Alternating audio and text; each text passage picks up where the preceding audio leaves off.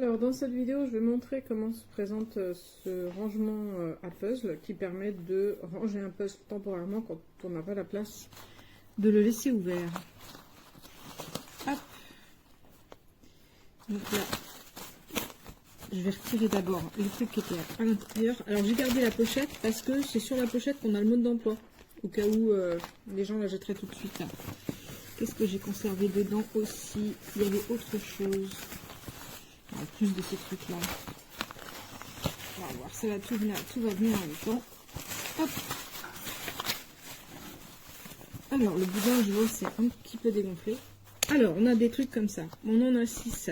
Ça c'est pour ranger les pièces. En fait on va venir pincer, alors c'est de la feutrine. Hop. Et ça va faire des petits carrés dans lesquels on va pouvoir trier les pièces par couleur. Ça, c'est très pratique aussi comme piste à dés ou pour ranger des petits accessoires avec lesquels on joue aux jeux de société. Voilà à quoi ça ressemble. Et on en a on a 6 de 6 couleurs différentes. Voilà, pour faire ces classements de pièces. Alors, ensuite, il y a un autre accessoire, mais je vais sortir directement voilà, je vais récupérer le fond du sac. Donc, on a le sac de rangement.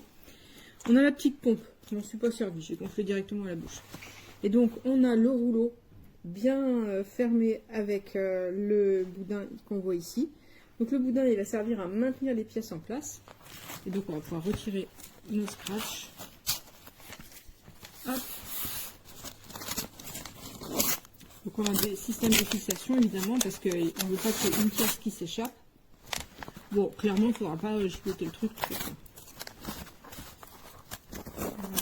Et on va pouvoir dérouler notre puzzle. Alors, il n'y a rien dans celui-là.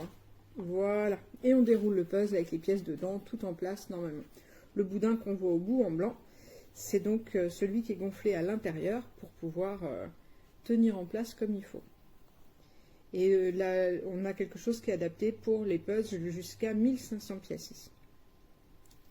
Ils indiquent qu'avant première utilisation, il faut enlever les petits trucs comme ça, les petites pliures. Il faut les retirer au fer à repasser, mais au plus léger. Parce que sinon, ça va prendre feu. Mais c'est de la feutrine, donc on peut quand même passer un petit peu dessus. Voilà à quoi ça ressemble. Et donc, on va regarder un petit peu à quoi ressemble ce tapis sans les petits boudins.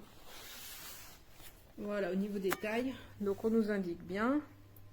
Le carré intérieur, donc le rond intérieur, c'est pour des 1000 pièces en 48 cm de diamètre. Le premier rectangle intérieur avec les pointillés, c'est pour des 1000 pièces en 76 par 48. Le grand rectangle, c'est pour du 1500 pièces en 89 par 61. Et la taille complète du truc fait 118 par 66. Voilà. Donc c'est vraiment pratique parce que si on n'a pas la place pour le garder constamment ouvert, et qu'on veut faire un 1500 pièces, moi j'ai déjà fait du 1500 pièces, c'est très long, hein, ça prend des heures. Donc là, on peut le ranger. Alors évidemment, il faudrait être très soigneux dans le rangement, parce que sinon ça bouge. Mais si on est bien soigneux, normalement ça passe.